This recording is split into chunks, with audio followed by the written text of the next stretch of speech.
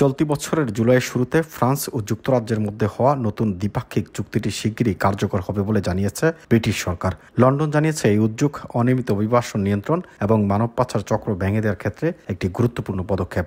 মঙ্গলবার ৫ আগস্ট এই চুক্তিটির চূড়ান্ত অনুমোদন দিয়েছে ইউরোপীয় কমিশন এবং ইইউ সদস্য দেশগুলো।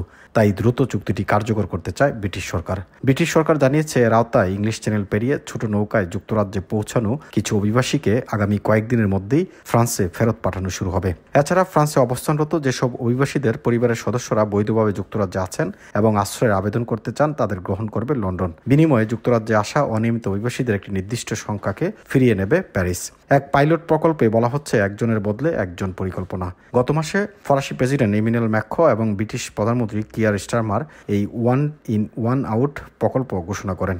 চলতি বছরে এখন পর্যন্ত 25,000-এর বেশি মানুষ ছোট নৌকা করে ইংলিশ চ্যানেল পেরিয়ে যুক্তরাজ্যে পৌঁছেছেন। গত বছর জুলাইয়ে ক্ষমতা নেওয়ার সময় স্টারমার মানব পাচার চক্র ভাঙার যে প্রতিশ্রুতি দিয়েছিলেন তা বাস্তবায়নে অংশ হিসেবে দেখা হচ্ছে এই উদ্যোগকে। তবে রাজনৈতিক চাপের মুখে রয়েছেন কিয়ার স্টারমার। গত বছর নির্বাচনে বড় জয়ের পরও তার জনপ্রিয়তা কমেছে। বিশেষ করে অভিবাসন বিরোধী রিফর্ম ইউকে পার্টির নেতা নাইজেল ফারাজের সমর্থন বেড়েছে, যার ফলে ছোট নৌকা ঠেকানো নিয়ে সরকার প্রচণ্ড চাপে রয়েছে। এদিকে অভিবাসন ইস্যুতে যুক্তরাজ্যের বিভিন্ন এলাকায় সম্প্রতি একাধিক বিক্ষোভ হয়েছে, যেখানে অভিবাসন বিরোধী এবং অভিবাসীদের পক্ষে থাকা মানুষেরা পাল্টাপাল্টি কর্মসূচি পালন করেছে। ফরাসি স্বরাষ্ট্রমন্ত্রী ব্রুনো রুতাইও সামাজিক যোগাযোগ মাধ্যম এক্সে জানান, এই নতুন চুক্তির প্রধান লক্ষ্য হল পাচারকারী চক্রগুলোকে দুর্বল করা।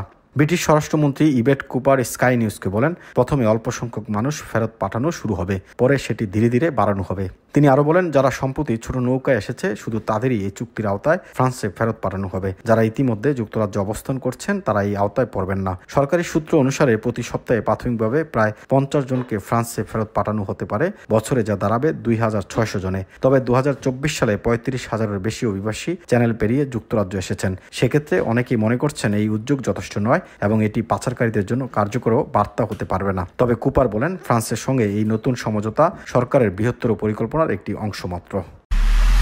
এমআইবি সংবাদ ও সংবাদ সংশ্লিষ্ট অনুষ্ঠান দেখতে ভিজিট করুন www.mibtelevision.tv ও facebook.com/mibtelevision.tv এবং সাবস্ক্রাইব করুন youtube.com/mibtelevision এ। এমআইবি টেলিভিশন, সত্য খবর, সঠিক খবর।